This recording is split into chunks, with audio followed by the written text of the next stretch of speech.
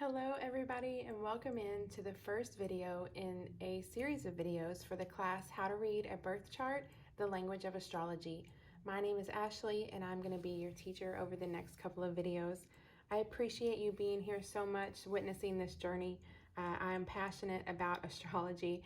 Anything that happens from the mundane to the insane, I have to ask, I need to see the chart. It's kind of become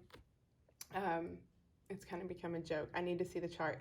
So if you've heard I like that stock, I don't know if you've heard it's a funny little thing where people say, I like that stock. I need to say, I need to see the chart. And that's just the way that it is. So welcome in today. Class 1 is going to be at the beginning. We are going to start at the very, very beginning when you receive a birth chart and it has all these lines and symbols and glyphs on it, and that is kind of overwhelming. So today we're going to just dissect that circle, and we're going to talk about what you're going to see in front of you when you're trying to figure out what everything is. So welcome in, get comfortable. I do apologize that you can't see my face. I did buy a double sided whiteboard, and I did start the video there. I was standing in front of it speaking and drawing on it. The dog started barking and going crazy, so I had a second to check out kind of what I was doing, and you couldn't see my words. You couldn't see the glyphs, the symbols, or anything that I was writing. And if I wrote as big as I needed to, I'd be out of room pretty quickly. So I thought this here would be a very easy way for you to see up close and personal these points and things that I'm talking about. How many times can we say is also a very valid question, right guys? All right guys, so let's get started dissecting the circle. One of the little secrets that I kind of want to share with you guys is what I do to glance at a chart. Anytime I get a new chart, now look, I'm not an artist. This is a circle. All right, anytime I get a new chart, the very first thing that I do, especially in a consultation is only $33 and they are very fast. They're like 25 minutes long. And this is because all I have to do is glance at your chart to decipher some very key information. And that key information can be presented in the first thing that I want to talk about today. And that is the cross of matter. All right. Got a very beautiful story about being incarnated into this, and it's a cycle. It's a very cyclic process that we go through, but that's not what the class is about. We could literally do an hour on the cross of matter, but what I want to talk to you about the cross of matter are these important points. So let's do a little tiny bit of background first, really quick. I'm going to bring over, these are our symbols, okay? Now, anybody that knows me a little bit knows that I absolutely love Pluto. I absolutely love Saturn. Saturn is my chart ruler.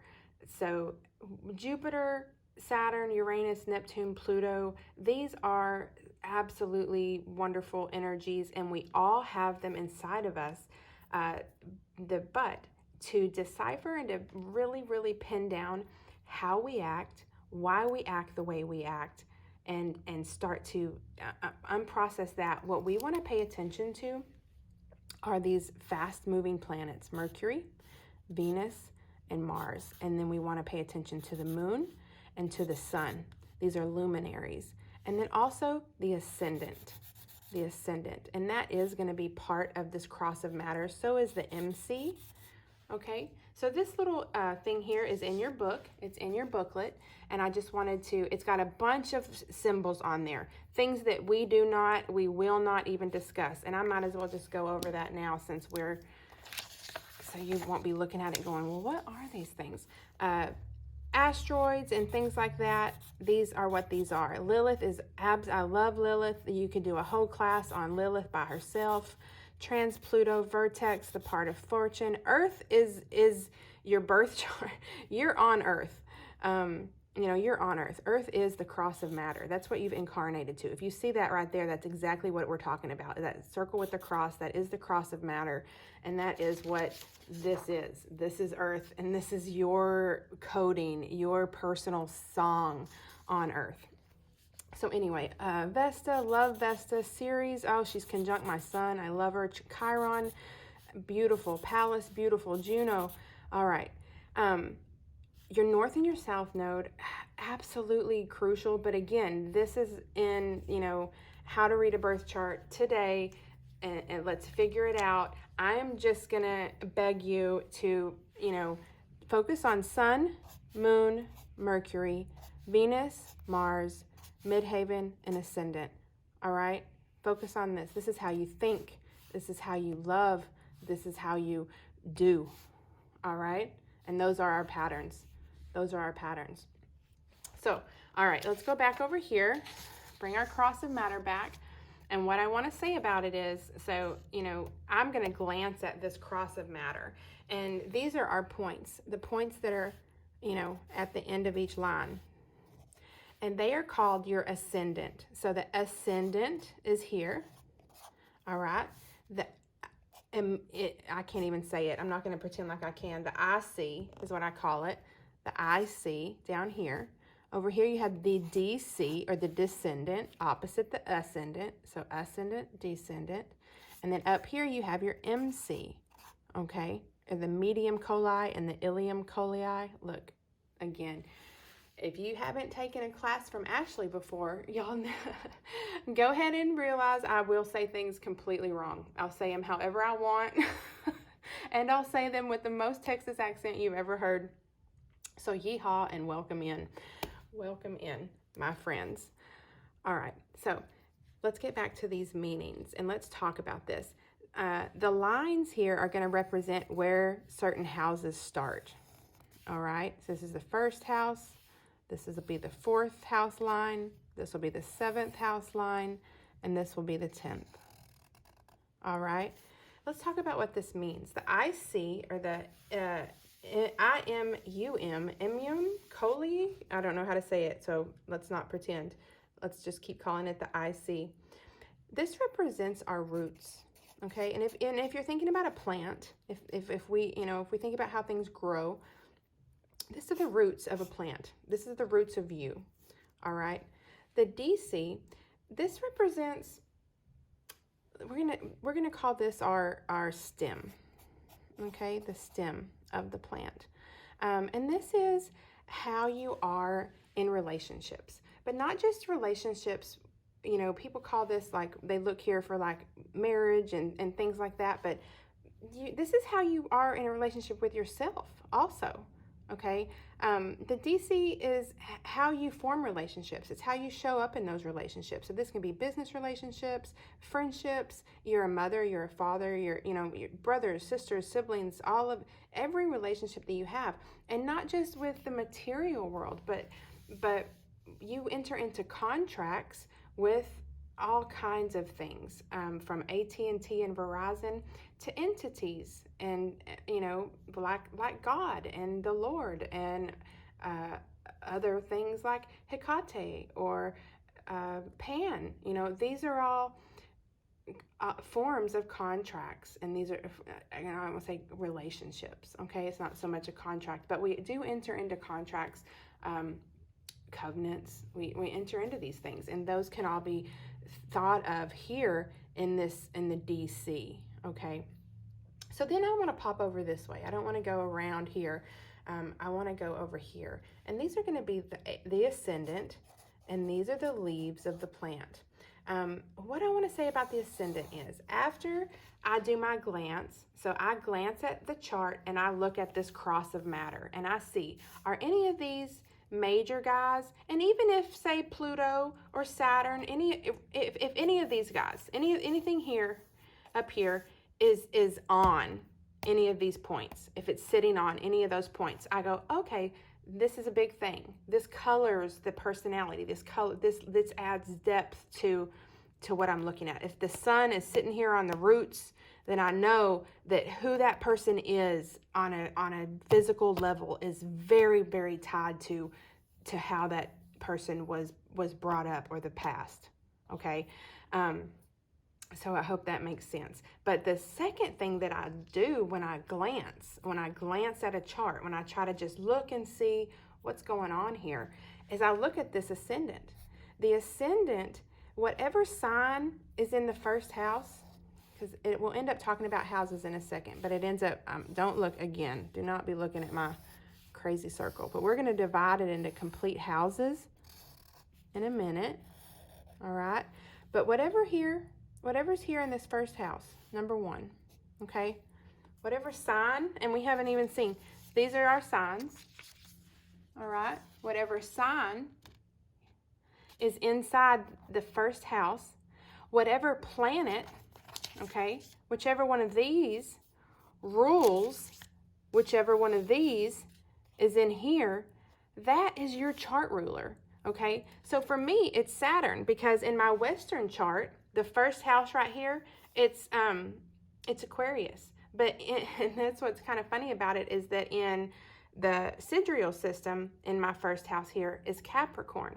And they're both ruled by Saturn. So no matter what way you cut my cake or what way you cut my pie, Saturn is my chart ruler. I also have Saturn in the 8th house, and here he's stationary, which means that planets move. They're constantly moving. And we've all heard of like Mercury retrograde. So Mercury's moving around the sky, and then he comes to a standstill. And when he comes to a standstill, that's called stationary. So he would turn stationary twice. He's moving around, he's going around, and he stops. He's stationary, and he's going to back up and start going retrograde. And then when he's done going retrograde, he's going to stop again, and then he's going to start going back the right way. Does that make sense? So the main ways that I glance at a chart and discern information are looking at that cross of matter. Is there any planets or luminaries sitting on the cross of matter? And then, who rules this chart? Every chart has a chart ruler, and we can figure out who that is by looking at the ascendant. Each ascendant is going to be ruled by, or will have a sign in it. Whether or not you have a planet here in the first house or not, or whether or not you have planets inside any of your houses. Some houses may be completely empty. That's totally fine. Those houses are still ruled by these signs. And signs are ruled by elements. And those elements tell us what our makeup and what our energy is. Okay? So, let's look a little bit at the symbols that can go inside these pieces of pie and talk about what these pieces of pie are. So, now that we know what we have here, we have our cross of matter and we have our ascendant, which tells us our chart ruler. All right. Oh, let me just talk a little bit too. I'm sorry. Let me just talk a little bit too about what the rest of these mean, right? So if this here is our roots and how we were brought up, our ancestry, whether we are conscious to it or not, this is our past and our roots, okay? This is our relationships, how we form relationships, any kind of relationship, including relationships with ourselves. This over here is what we're striving to become in life, okay? Your ascendant isn't some mask that you wear. This is who you can be. This is who and what you can become. And then after you have become this, you leave your mark on the world. And that's what the MC represents. A lot of time the MC can represent your job. You're ruled by Saturn. The 10th house is ruled by Saturn. So it tends to represent your structure and things like that. But it doesn't just have to be about your job. This is about the legacy that you leave in life. So the whole thing is kind of a pattern and a cyclic pattern. But these are our main points just to start out looking for it. I want you to look for your cross of matter, and I want you to look at your ascendant and say, who rules my chart? So then after that, you're going to see that you've got these pieces of pie, all right? And each pie piece is called a house, all right? So these are our houses. And each house is, again, ruled by one of these signs.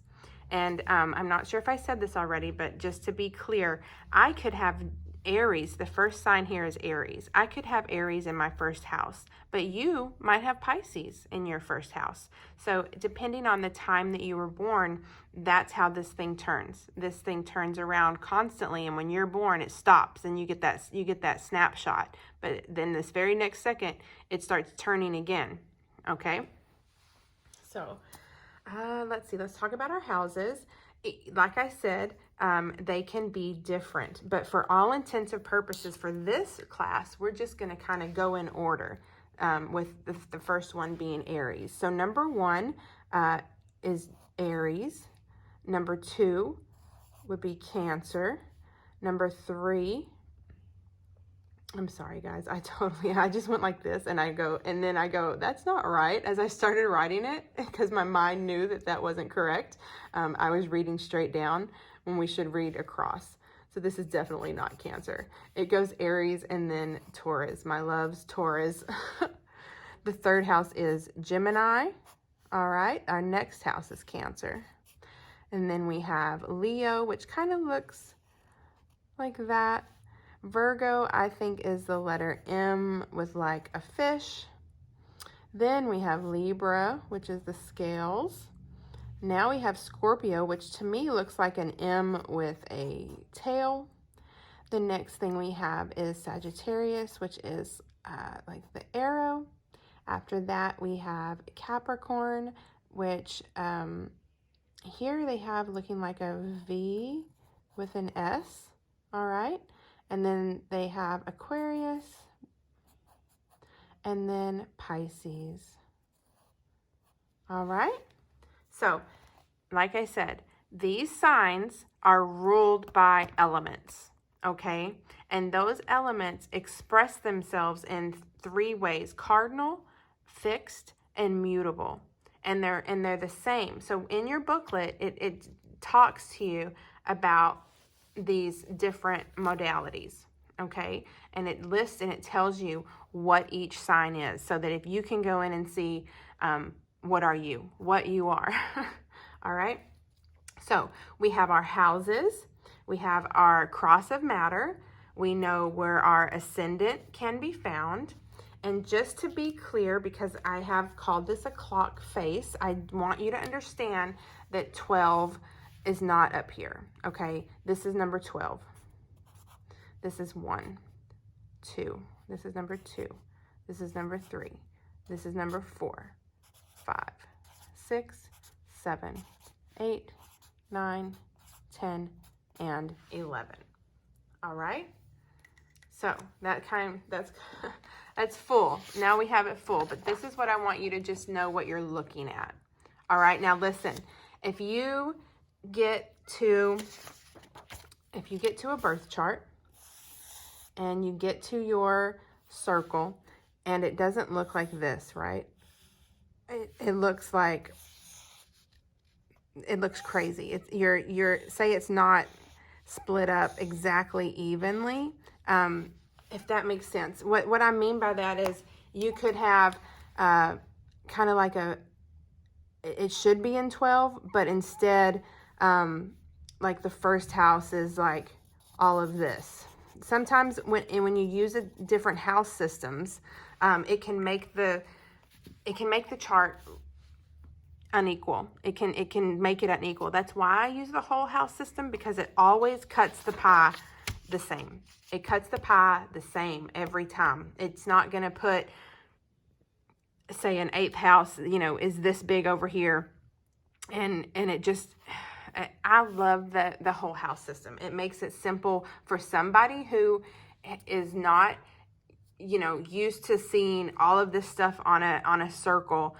A Placidus house system can make it look more confusing. That's why I choose to use whole house. So if you have printed your birth charts out and they don't look simple, if they do not look like normal divided pieces of pie, if your pie looks like it has, like let's say that there's kind of like a line here. It's not really a line, but it's like a dividing point where, let's say right here is Scorpio, but right here is Sagittarius. See what I mean? So the 8th house has 2 signs to it. that means that it's in a different house system. Okay, so if you start looking at your chart and you can see that you're any piece of pie, any of your pieces of pie, if any of your pieces of pie have more than 2 signs in it, and these are your signs. Again, our signs are Aries, Taurus, Gemini. If any of your pieces of pie have 2 signs in it, then what you're using is not the whole house system. Okay, you can shoot me a message, but basically you need to go into the settings of either your app or on the web page. You go into edit details, and you can choose whole house system from there. Okay, you can also choose to see your sidereal chart versus your Western chart. All right, so we know our pie, we understand our pie, and now after we have this big confusing piece of pie, and most of the time your signs are going to be on the outside. They're not going to be in here. This in here is where you're going to find all these guys. All right, so let me get a new one. Let me get us a new one. Here's a fresh one. All right, so let's draw this one up with starting with our signs. And what you're gonna do is you're gonna find yours. When you fill this in, your first house is gonna be whatever's in your first house. So it's not gonna go in order like this, unless your first house is Aries. If your first house is Aries, then yes, perfect. But it's not. For me, my first house is Aquarius. So the signs go on the outside. You can put your signs in this little round part here. I'm just going to draw it on the outside right here. So my first house is Aquarius, okay? And then Pisces. And then it starts with Aries. And then it goes to Taurus. And then Gemini. We have Cancer. And we have Leo. Virgo. Libra. Scorpio, Sagittarius, and Capricorn. So this would be how my Western chart is laid out, okay? So each piece of pie gets a sign, all right? And we know that this is my ascendant. My ascendant is going to be somewhere in here, all right? This is my descendant. This is my IC, and this is my MC. Okay, all right, let's move on. What we want to talk about now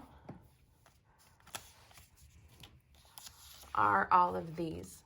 So in the last section here, what I did was highlight our luminaries and our personal fast movers, okay? But also on your birth chart, the rest of this stuff is going to be on here. Maybe sometimes you are going to end up having Chiron. They'll show you Lilith. But basically, even the ones not highlighted, all of this is going to be what you're going to be seeing now, distributed in here somehow. Okay. All right. So they can be anywhere. They can be on top of each other. So you can have your sun and your Mercury sitting on top of each other. That would be considered Mercury Cazimi the sun, which means you probably don't stop talking. It means you probably don't stop talking very much. You know, and then everything else is just going to be, it's going to be distributed around just wherever. Every single thing is going to need to be distributed. But again, your stuff's already going to be on yours. Wherever it is. I'm just trying to show you guys that it can go absolutely anywhere. All right, Neptune. What am I missing here? How about Venus? Jupiter. All right, so I just started drawing anything. We have Mars, which is our circle with a pointy arrow. We have Saturn, which looks like an H with a T, kind of. The moon always just looks like a little crescent moon. This here is Uranus, okay?